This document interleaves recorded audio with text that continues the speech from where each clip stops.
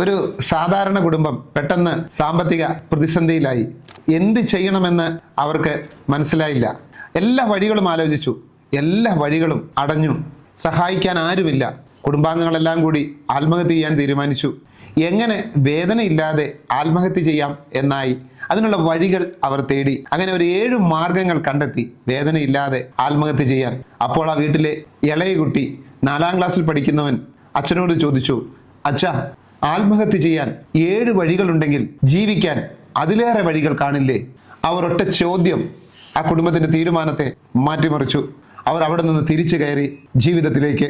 പ്രിയപ്പെട്ടവരെ, ഒരു മനുഷ്യൻ എപ്പോഴാണ് ആത്മഹത്യ ചെയ്യാൻ തീരുമാനിക്കുന്നത്? തൻ്റെ മുമ്പിലുള്ള എല്ലാ വഴികളും അടഞ്ഞു എന്ന് തോന്നുമ്പോൾ ആ സമയത്താണ് അവൻ ആത്മഹത്യയെ ശരണം പ്രാപിക്കുന്നത്. എന്തിനു വേണ്ടിയാണ് വഴികൾ അടയ്ക്കുന്നത്? കൂടുതൽ മികച്ചതായി പണിയുന്നതിന് വേണ്ടി മാത്രമാണ്. വഴി അടഞ്ഞു എന്ന ബോർഡ് നാം കാണുമ്പോൾ നാം ചുറ്റും നോക്കും, മറ്റേതെങ്കിലും മാർഗങ്ങളുണ്ടോ എന്ന്. ഒരു വഴിയും ഒരാളുടെ മുമ്പിലും ഒരിക്കലും അടയുകയില്ല. അത് മാറുകയാണ്.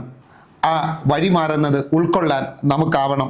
വഴികൾ അടയുമ്പോൾ കൂടുതൽ മികച്ചതായി പണിയുവാനായിട്ടാണ് ആ വഴികൾ അടയുന്നതെന്ന് തിരിച്ചറിയാൻ നമുക്കാവുകയും മാറിയ വഴിയെ പോകുവാനുള്ള ഒരു മനസ്സുണ്ടാവുകയും ചെയ്യണം.